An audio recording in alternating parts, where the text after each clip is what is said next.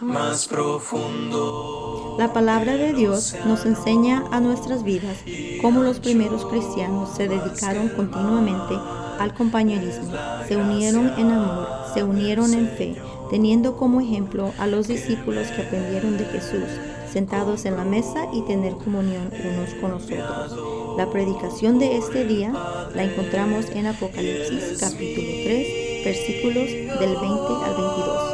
Pues su gracia redentora alaba.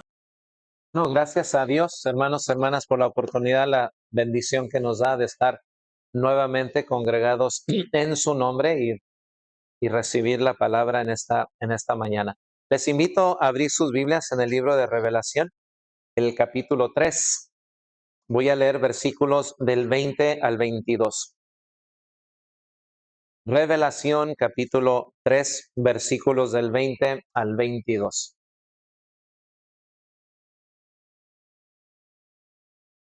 Dice la palabra de Dios. He aquí, yo estoy a la puerta y llamo. Si alguno oye mi voz y abre la puerta, entraré a él y cenaré con él y él conmigo. Al que venciere, le daré que se siente conmigo en mi trono, así como yo he vencido y me he sentado con mi Padre en su trono. El que tiene oído, oiga lo que el Espíritu dice a las iglesias. Palabra de Dios. Muchos de los recuerdos, que de adolescente tengo. Hay dos, ¿verdad? Que siempre me traen alegría, me ayudan a recordar lo que fueron esos momentos y el aprecio, ¿no? A esos momentos específicos. Uno de ellos, tengo un tío que se llama Daniel Navarro, hermano de mi mamá. Él vive ahorita en Lompoc, pero cuando él vivía en Solven, California, es un pueblo danés bien bonito. Cuando ellos venían a visitar a mis papás, en especial a mi mamá, siempre que mi mamá decía, viene tu tío Daniel, me agradaba en gran manera escuchar que venía mi tío. Y la razón porque él siempre nos invitaba a comer a un restaurante ahí en la Long Beach y la Tweedy, ahí en la esquina. Había un restaurante que se llamaba Elizabeth y el restaurante tiene una panadería que se llamaba la Panadería Elizabeth, muy, muy famosa, ¿verdad? Ahí en la ciudad de Southgate, California. Y siempre que él venía, pues sabía que a mi tío le encanta ese restaurante. Y cuando él llegaba, a las horas que llegaba de Solven, eran unas 3 horas de camino, y llegaba con mucha hambre, o sea, no comía porque también él tenía en mente llegar al restaurante y comer. Y nos decía, arréglense, alístense, vamos a ir a comer al restaurante Elizabeth. Y todavía recuerdo de mi mente unas puertas bonitas, ¿verdad? Donde se abren las dos. Y cuando entrabas, la luz estaba un poco opaca. Y recuerdo los asientos, ¿verdad? A medio círculo, donde podían caber unas 7 personas. Y recuerdo nos sentábamos y me agradaba la voz de mi tío. Decía, Adán, pide, pide lo que quieras. No se preocupen, Gloria, Abel, pidan lo que ustedes quieran. Ah, eran pocas las veces que uno escuchaba eso, ¿no? Pide lo que quieras. Y me traía gran satisfacción. No recuerdo la comida que pedía, tal vez hamburguesa o no recuerdo. Lo que sí recuerdo era el asiento donde nos sentábamos, ah, es mirar a mi tío platicar con mi mamá, mi papá, mi tía. Yo era el mayor, mi primo, el hijo de ellos, Daniel, era bebito todavía. Era una gran satisfacción. Esto lo hacía unas 2 veces al año y cada vez que él venía, íbamos al restaurante Elizabeth. Y eso me traía gozo y alegría, el saber, ¿verdad? Que él venía a visitarnos y sé, vamos a ir al restaurante.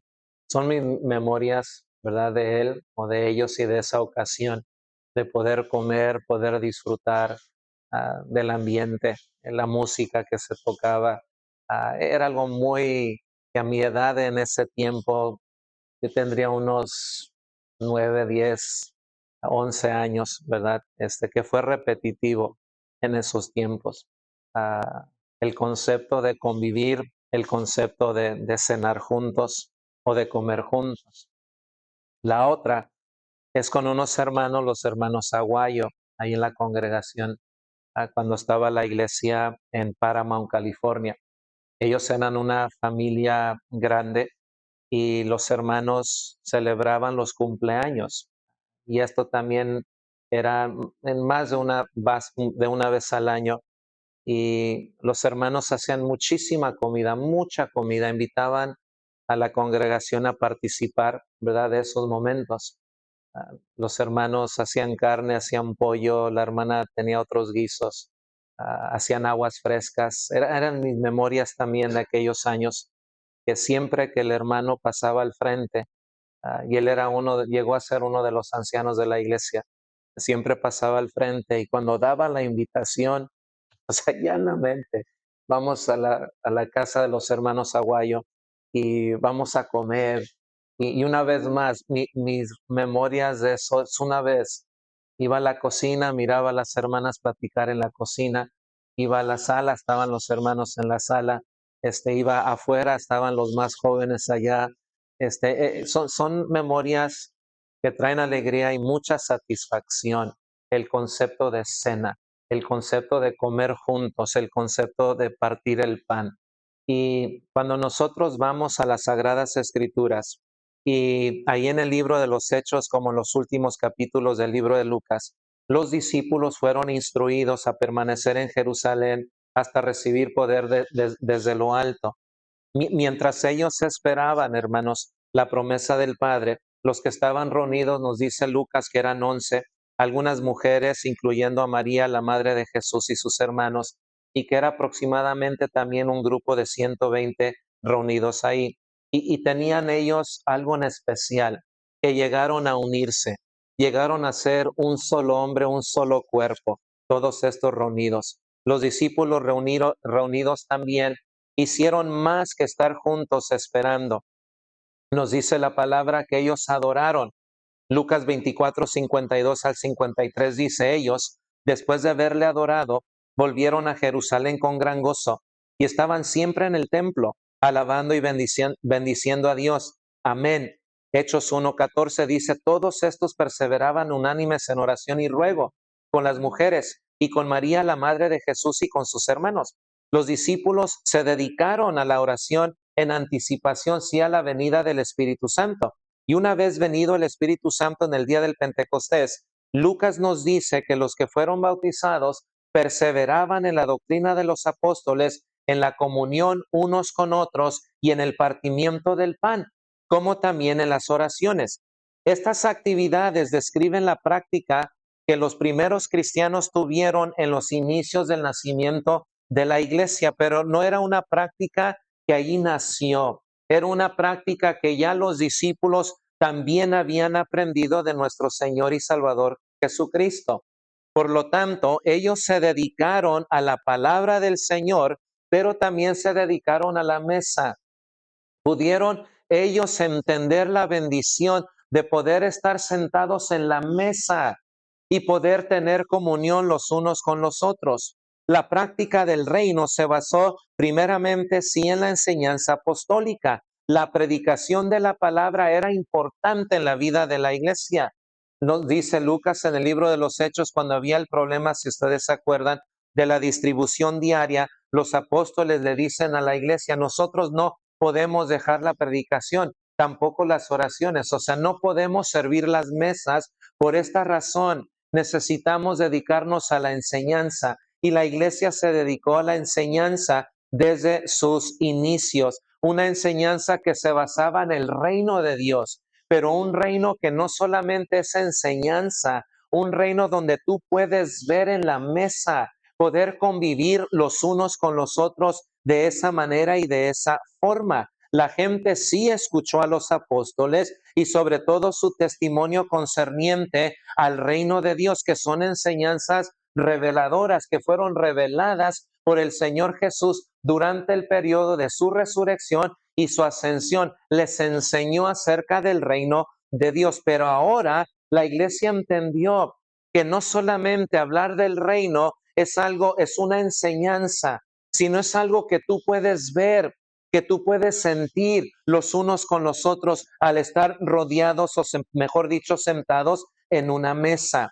Era la práctica del reino que se basaba sí en la enseñanza apostólica, pero también la práctica del reino se llevó a cabo en comunidad, en la comunión unos con otros. Su devoción al compañerismo fue algo que se vio desde el inicio del nacimiento, y esto sugiere que los creyentes siguieron compartiendo sus vidas juntos como una nueva comunidad.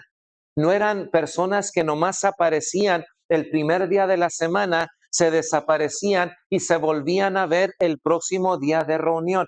Ellos traspasaron esas barreras, esos límites. Y cuando Lucas describe a la iglesia, la describe no solamente enseñando, sino también reunidos, sentados ellos en la mesa, teniendo comunión unos con otros. De ahí surge la palabra koinonía, que se traduce como compañerismo, compartir, asociación y contribución. Para ellos, koinonía le habían concedido a esa palabra pies y manos, le habían dado un corazón que latía, que respiraba y que provocaba en los hermanos un compañerismo y que también podían compartir, tener asociación los unos a los otros y poder contribuir también.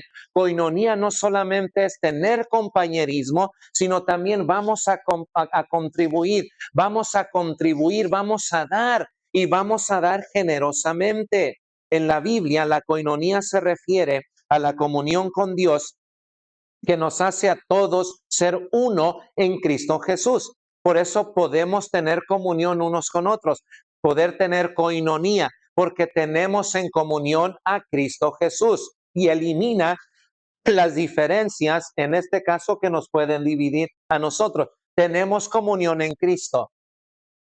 Y cualquier otra cosa que tú sientes que puede de alguna manera amenazar nuestra comunión, esto es más importante que nuestras diferencias. Es más importante de los lugares en los cuales hemos venido y ahora estamos congregados. Lo más importante para nosotros es que tenemos en comunión a Cristo. Y porque tenemos en comunión a Cristo, podemos tener compañerismo y podemos contribuir y darnos también, porque tenemos en comunión a Cristo. Los primeros cristianos se dedicaron continuamente al compañerismo, que significa tuvieron en común muchas cosas y pudieron ellos también compartir. Los creyentes en Cristo se unieron en amor, se unieron en fe, se unieron en aliento. Esta es la esencia de la comunión cristiana que podemos nosotros beber del Nuevo Testamento y específicamente del libro de los Hechos. En Primera de Juan, capítulo 1, versículos 6 y 7 dice, si decimos que tenemos comunión con Él y andamos en tinieblas, mentimos y no practicamos la verdad. Pero si andamos en luz, dice el apóstol Juan, como Él está en luz, tenemos comunión los unos con los otros y la sangre de Jesucristo, su Hijo, nos limpia de todo pecado. ¿Por qué nos limpia de todo pecado? Porque la comunión en Cristo, la koinonía, la armonía, el compañerismo y el poder contribuir nos prepara a nosotros y contribuye a tener el espacio para poder estar en paz y tener comunión los unos con los otros y saber que la sangre de Cristo nos limpia de todo pecado. Tenemos eso en común. Y cuando todos estamos conscientes de esa verdad, nuestros pecados en Cristo vienen a ser perdonados, nuestras diferencias vienen a ser superadas, las cosas que nos dividen vienen a ser eliminadas porque nos une la sangre del Cordero a cada uno de nosotros, destruye cualquier barrera de etnia, cualquier barrera económica, cualquier barrera social. Nuestra unidad en Cristo destruye, elimina todo aquello y nos hace sentir que tenemos todas las cosas en común. Nuestra relación en Cristo Jesús. La práctica del incluye el partimiento del pan, el poder tener compañerismo de mesa, Durante su ministerio, el Señor Jesucristo partió pan con mucha gente. En Lucas 17, Lucas 7, versículos 33 al 34. Fíjense lo que dice el Señor. Vino Juan el Bautista, que ni comía ni bebía vino, y decís, demonio tiene. Vino el Hijo del Hombre, que come y bebe. Este es un hombre comilón y bebedor de vino, amigo de publicanos y de pecadores. O sea, quedar bien con la gente, no vamos a quedar bien con la gente. Vino Juan el Bautista, que ni come ni bebe, y hablaron de él. Viene el Hijo del Hombre, que sí come y que sí bebe, y se atreven a decir que es amigo de publicanos y de pecadores porque con ellos come. O sea, no reciben ni uno ni reciben lo otro.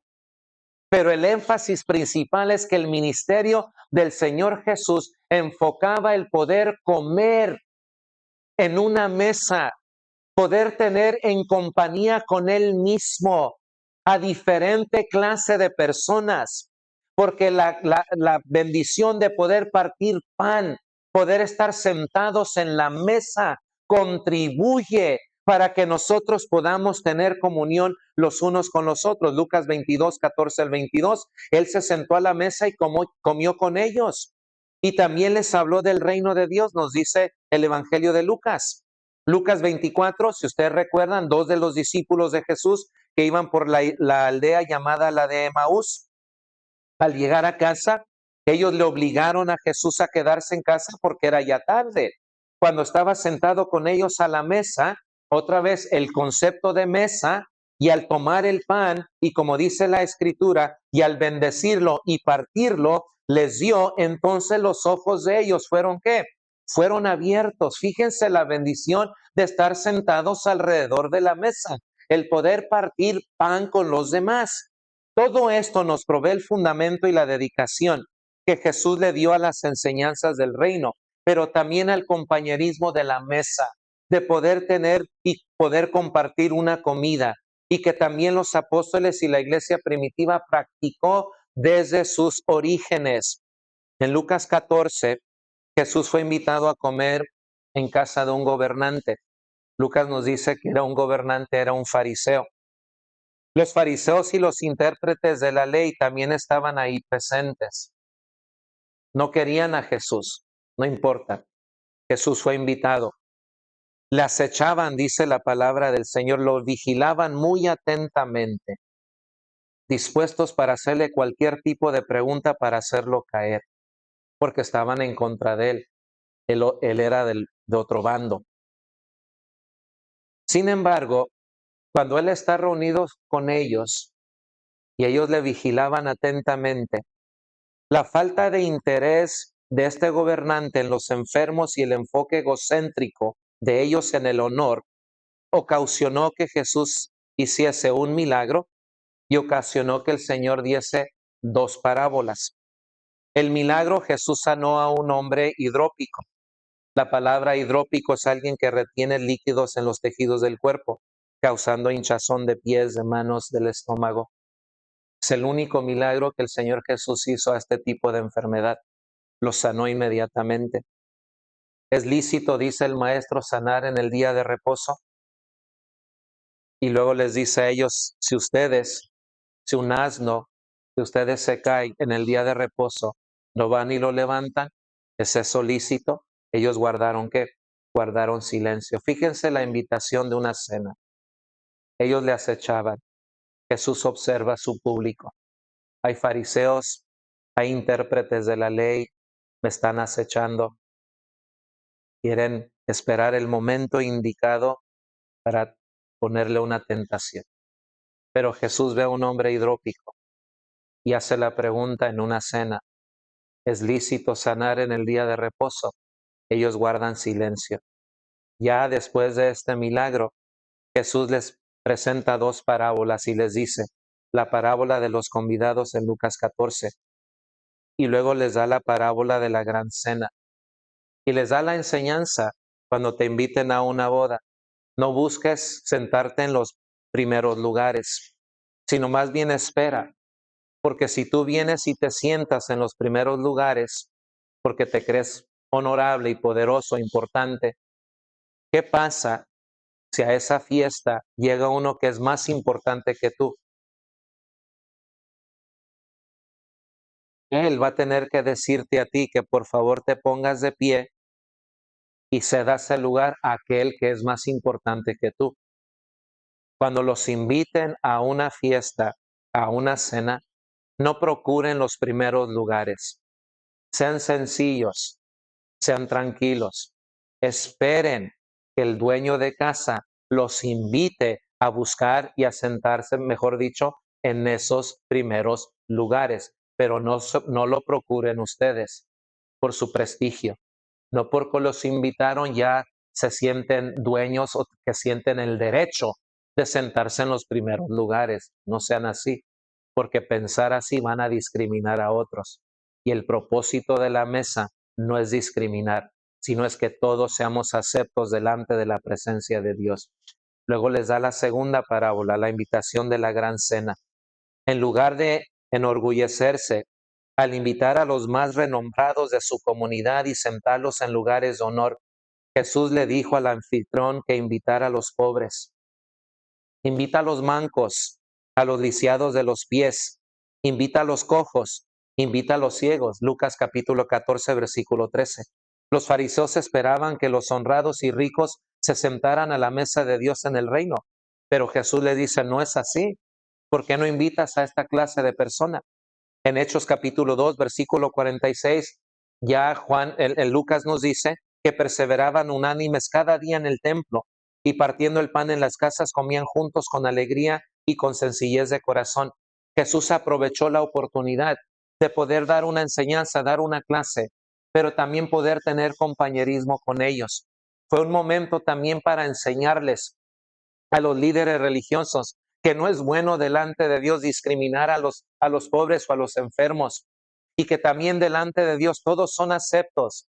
No se está diciendo que no invitas a las personas honorables, importantes, no, está bien, hazlo, pero no te olvides de aquellos que no tienen quien los invite, de aquellos que no tienen ese poder económico, que no tienen poder social. Invita también a ellos, de eso se trata la mesa del Señor. O si tú le invitas, de eso se tratan las enseñanzas del Maestro. Por eso la iglesia, según Hechos 2, versículo 46, perseveraban unánimes cada día en el templo. Sí, necesitamos enseñanza. Y una vez que recibimos esa enseñanza, nos dice Lucas que partían el pan en las casas, comían juntos con alegría y sencillez de corazón. Ahí está la sencillez y el estar alegres. Recibes la palabra del Señor. ¿Qué tenemos en común? A Cristo Jesús. ¿Qué tenemos en común? Las enseñanzas de Jesús, que son bellas, son liberadoras, son refrescantes, nos ayudan, nos bendicen. ¿Cómo podemos poner en práctica lo que estamos escuchando por labios de aquellos que nos enseñan las enseñanzas del Maestro? Bueno, si nos reunimos todos los días en el templo, por la noche podemos hacer lo siguiente, podemos reunirnos en las casas y en las casas comer con alegría y sencillez de corazón. Poder continuar que las enseñanzas del reino no solamente son enseñanzas para alimentar la mente, sino esta comida sirve para alimentar el corazón, para sinceramente llegar a la conclusión que sí somos una iglesia, que sí somos un grupo, que tenemos muchas cosas en común. Tenemos en común la palabra y tenemos en común compañerismo. Y que en ese compañerismo podemos compartir de nuestros bienes. Podemos ver que dentro de nuestro compañerismo hay gente pudiente. Dentro de nuestro compañerismo hay gente que tiene poder económico, pero dentro de nuestro compañerismo hay gente necesitada. Hay gente que no tiene, pero en la comunidad, porque la palabra nos instruye y nos enseña a practicar las cosas que de Dios aprendemos y recibimos. Los ricos vendían sus propiedades o alguna de sus propiedades, traían el precio de lo vendido a los pies de los apóstoles y eso era repartido de tal manera que no había necesidad. La mesa, comer todos juntos, con alegría y sencillez de corazón. La iglesia estaba junta todos los días en el templo, hermanos, hermanas. Por las tardes ellos compartían el pan en las casas con alegría y sencillez de corazón. Compartían sus vidas, no solamente la comida, compartían su vida. Hechos 4:32 nos dice, y la multitud de los que habían creído era de un corazón y un alma, y ninguno decía ser suyo propio nada de lo que poseía, sino que tenían todas las cosas en común, todas las cosas en común. La Pascua, la celebración de la Pascua, y durante el transcurso de esta celebración judía que se inauguró, si ustedes recuerdan, allá en tiempos de Moisés. Durante el transcurso de la Pascua, hermanos, algunos judíos ortodoxos hasta el día de hoy, judíos mesiánicos también celebran la Pascua, unos esperando la venida del Mesías, otros celebrando la vida del Mesías. Pero durante el transcurso de la Pascua, ya sea una familia grande y si era una familia pequeña, se unía a otra familia pequeña para ya hacer una familia un poco numerosa. Había 4 copas de vino. Había verduras mojadas en agua salada. Había pan plano, como redondo y seco, como galleta llamada matzos. Matzos los puede comprar uno en el Walmart. Había hierbas amargas, había rábanos sin aditivos, lechuga sumergidas, ¿verdad?, en una pasta de nueces, manzana, peras y vino. O sea, eran mojadas en ese sentido.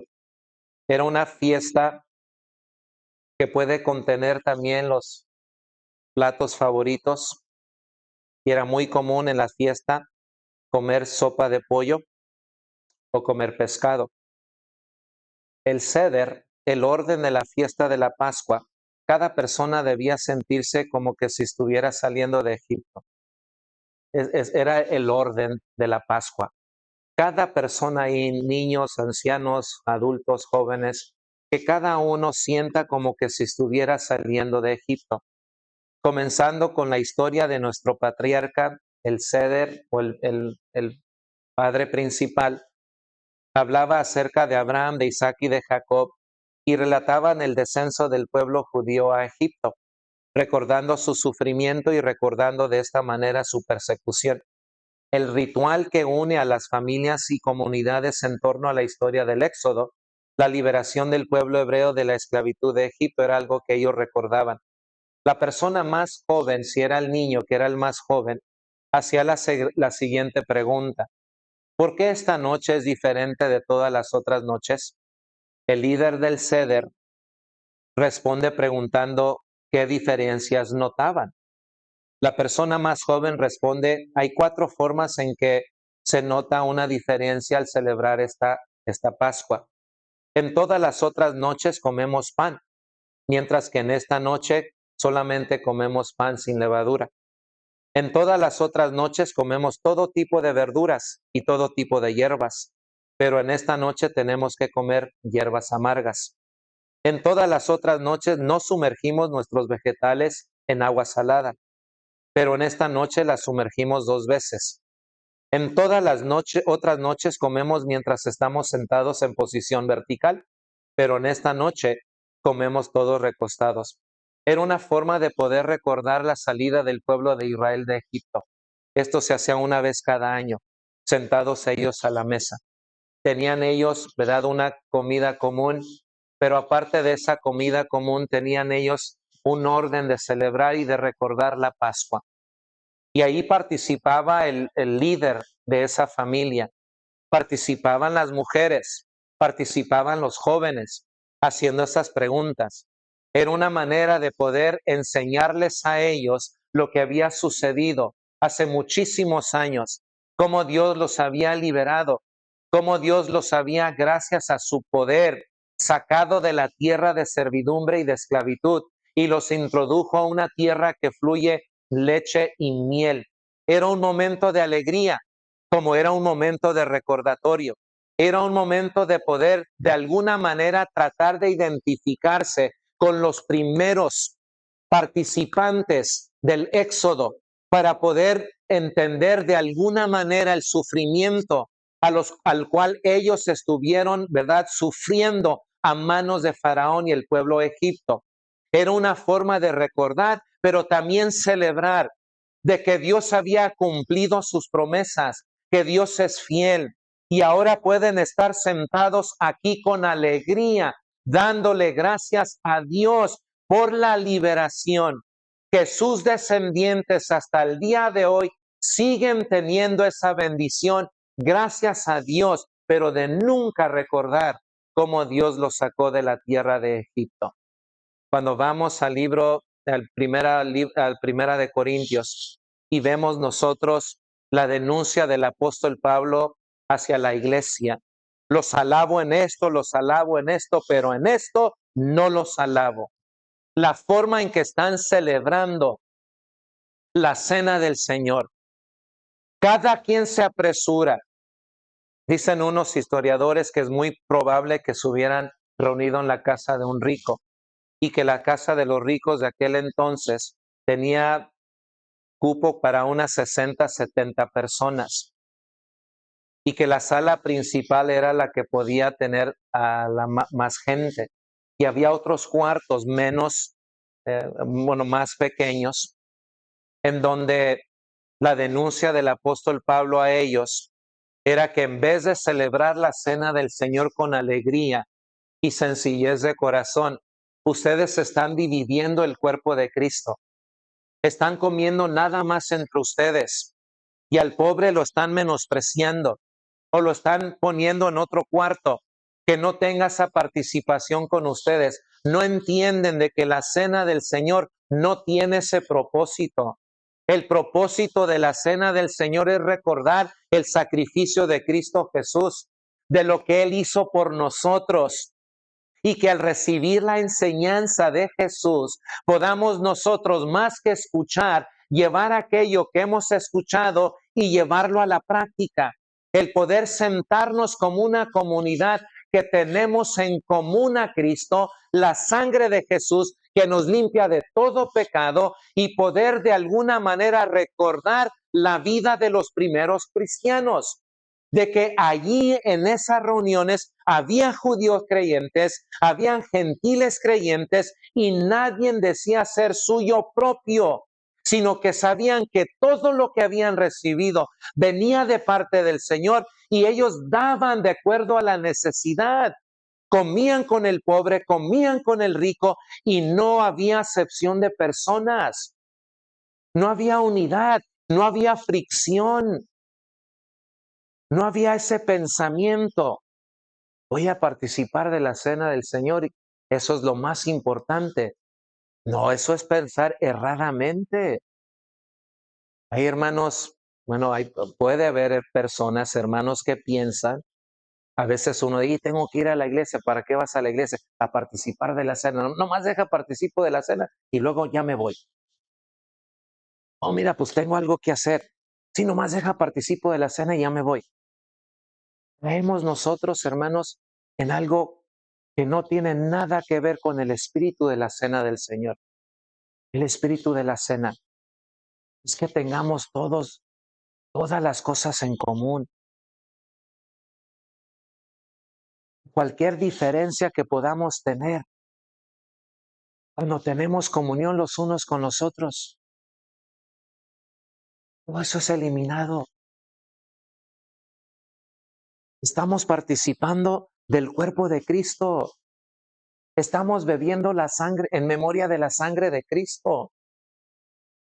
Lo que estamos escuchando que Él pide de nosotros, lo estamos poniendo en práctica. No puedo participar de la cena y no tener comunión contigo. Estar enemistado contigo, ¿sí me explico?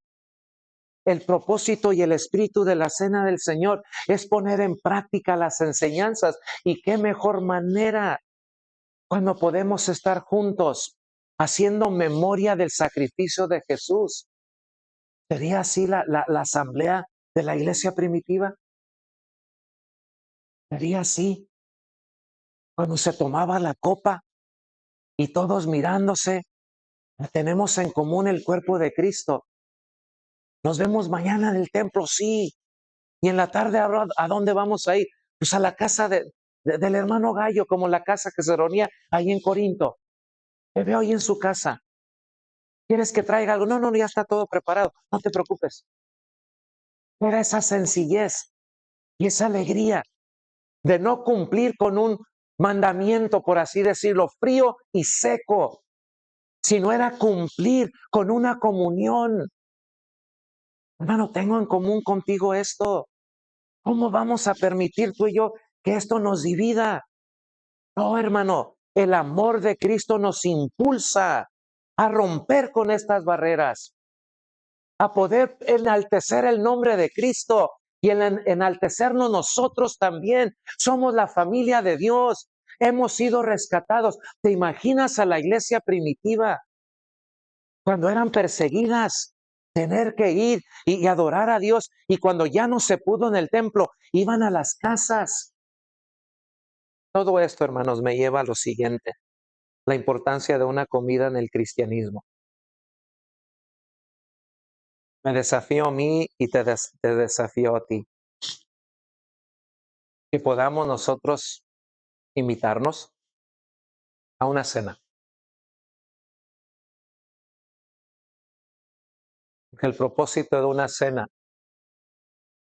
es tener comunión. Tenemos en común una cena. Es escuchar como hoy escuchamos, pero llevarlo a la práctica. Participamos de la cena del Señor, lo acabamos de hacer, pero podemos llevarlo a casa. Mi amor, ¿qué te parece si invitamos a la familia el viernes? Vamos a hacerlo, pero hay que tener un plan. Según la Biblia, la iglesia perseveraba en la palabra y en la mesa, en la comunión. Voy a dar un breve estudio de lo que tenemos en común. Y voy a partir pan, como dijo el Señor Jesús en la parábola de cuando le dio la parábola a los gobernantes. Voy a invitar. No voy a invitar a alguien que luego me va a invitar a mí. Voy a invitar en amor. ¿Por qué? Número uno, porque hay conexión espiritual. Las comidas permiten que las personas se conecten entre sí con Dios. Hay algo íntimo. Hay algo íntimo en una comida. Así como las comidas que les platiqué al inicio, en la casa de los hermanos Aguayo, cuando venía mi tío Daniel. Hay algo de íntimo en eso. Y especialmente en un niño, en un joven, de poder ir y tener una comida en común. Hay una conexión espiritual. Palabra y mesa. ¿Por qué? Porque si el ejemplo apostólico es templo todos los días y las casas todos los días, no podemos limitarnos. Como dijo el hermano Omar, vivimos en este país muy abrumados, que no tenemos tiempo ni para cenar en casa, pero tenemos que esforzarnos. Eso cuesta, no importa. Tenemos en común a Cristo Jesús y nada me impide hacerlo, ni el tiempo me va a impedir hacerlo.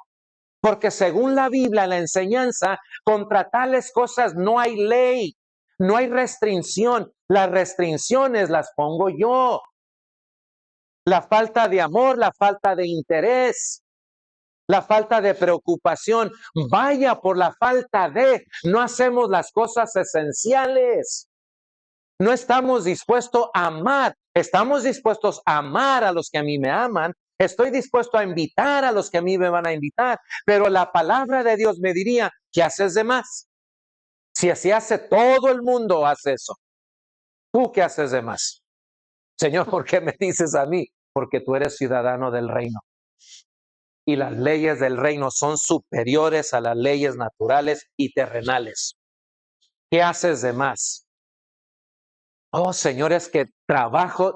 Señor, tú sabes, ¿de quién más le voy a decir?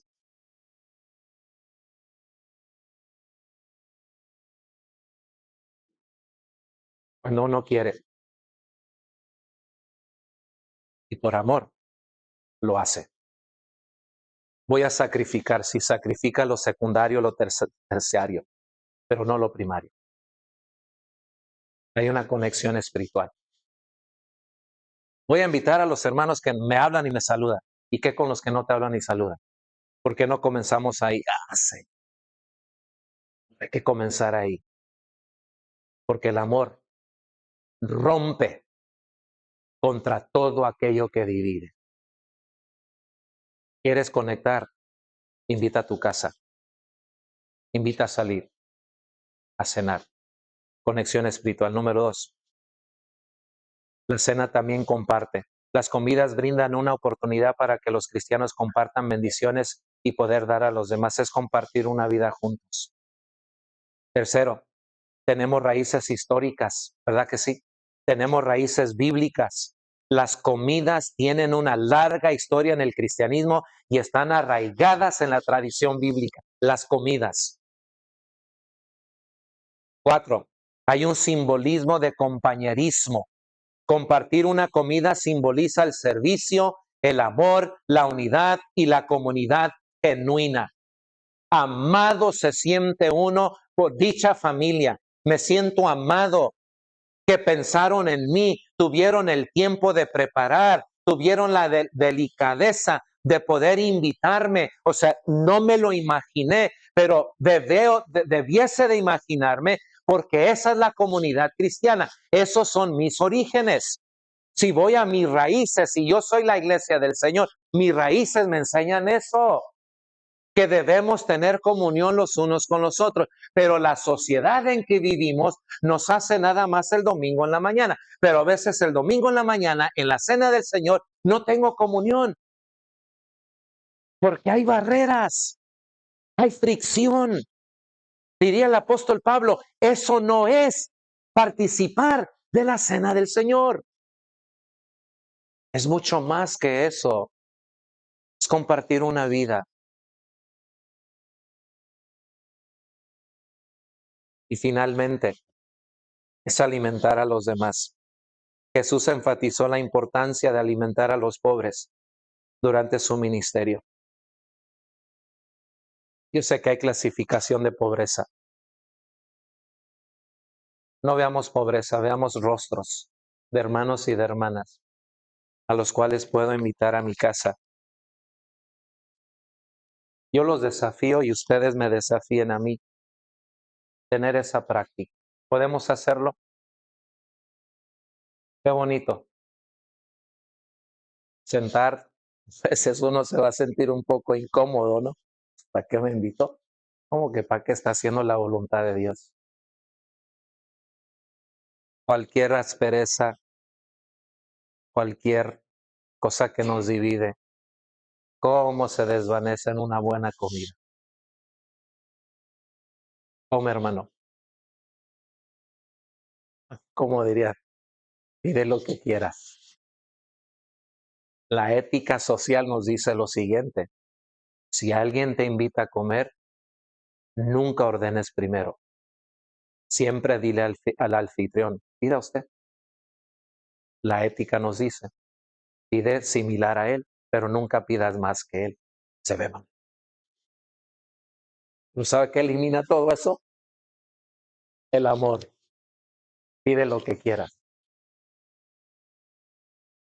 Qué bonito es esa cercanía. Algunos lo hacen, sigan haciéndolo. Algunos no lo hacemos, empecemos a hacerlo. ¿Por qué eres mi hermano? Tenemos en común la sangre de Cristo. Mi hermana que casi no viene o que, invítala, invitémosla, mejor dicho, ¿verdad? Espero en Dios, hermanos, que no caigan saco roto. A los jóvenes, hagan lo mismo. No inviten para platicar ni trasquilar a nadie. No me cae bien, no. Tenemos en común a Cristo. Aquellos que aún no han obedecido el Evangelio, invitémosle a casa. Hablemos de la palabra del Señor. Gocemos. Ese es el propósito de esta cena, de que no estemos divididos, sino unidos en Cristo. Tanto he deseado comer con vosotros esta Pascua. Y luego dice el maestro, que vendrá el momento en que comeré de nuevo con vosotros. ¿En el reino de quién? En el reino de mi Padre. La gran cena. Todos los santos de todos los tiempos. ¿Qué tenemos todos los santos de todos los tiempos en común? Al Cordero de Dios, el que dio su vida por nosotros, el que formó esta familia espiritual. ¿No puedo compartir pan contigo? Sí puedo, ¿verdad? Vamos a hacerlo. Lo reto, hermanos, vamos a hacerlo. Y si el próximo domingo quieres decir, hermano, me invitó tal persona, no por halago, no, es por cumplimiento. ¿Podemos? Ok, vamos a ver. Vamos a estar de pie.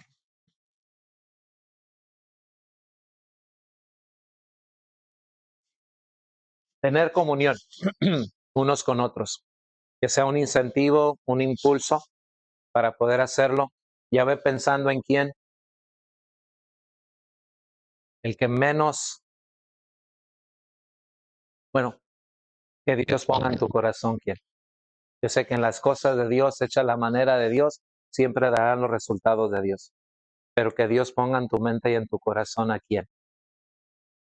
Y prepara algo para poder compartir. Y no esperes que se te invite. Tú deja todo en las manos de Dios. Y que Dios nos ayude a todos a ser generosos. Vamos a cantar.